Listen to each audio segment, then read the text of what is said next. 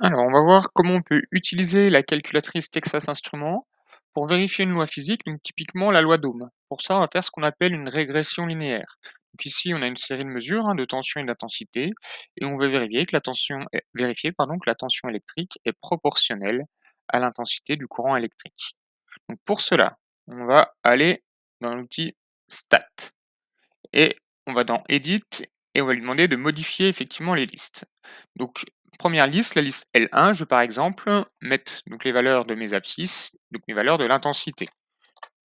0, hop. Deuxième valeur 4,30, attention, mes données sont en milliampères et la loi d'Ohm, il faut que les intensités soient en ampères. Donc on va convertir ça avec de la puissance de 10. Donc puissance de 10 sur le Texas Instruments, c'est ici, d'accord? C'est le EE qui est là, donc il faut bien appuyer sur la touche seconde avant pour le faire apparaître. Et petite subtilité, c'est qu'il faut aussi utiliser le petit moins. Donc, on recommence, 4,3, moins 3, voilà. Ensuite, 8,7, hop, hop, hop, hop. 13.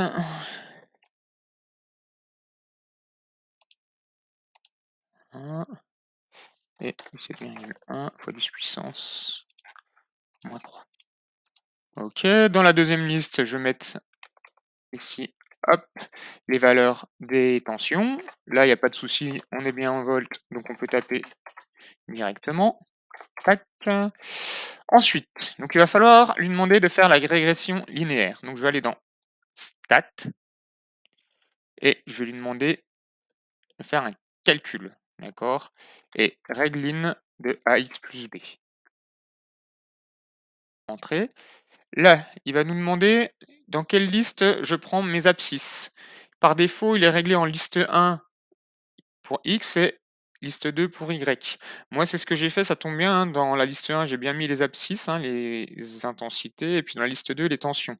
Si vous voulez changer, il faut aller appuyer, hein, sur les listes qui sont là, donc avec la touche bleue, on choisit, hein, le numéro de liste qui va bien. Et ensuite, on lui demande simplement de faire le calcul. Voilà. Et il nous donne les résultats de la régression linéaire. Donc il nous donne la valeur du coefficient directeur et la valeur de l'ordonnée à l'origine. Donc on note U égale à 466, si je garde 3 chiffres significatifs comme pour mes données là, I plus moins 0,0181. Voilà. Virgule à la place d'un point. Ok. Donc ça veut dire que mon coefficient directeur, R, il vaut tout simplement 166.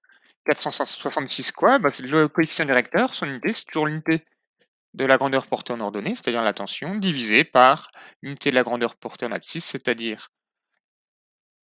l'intensité, donc ce sont des volts par ampère. Voilà. Et quelque chose qu'on doit aussi écrire quand on fait ce genre de choses, c'est vérifier que le modèle qu'on a utilisé, il est bien valable. Et notre modèle, on considère qu'il est valable si le coefficient de corrélation R carré, qui est affiché par défaut par la calculatrice, il est supérieur à 0,99.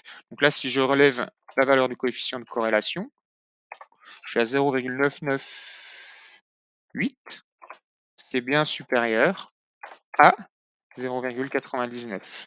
Donc, effectivement, la loi d'Ohm est bien vérifiée.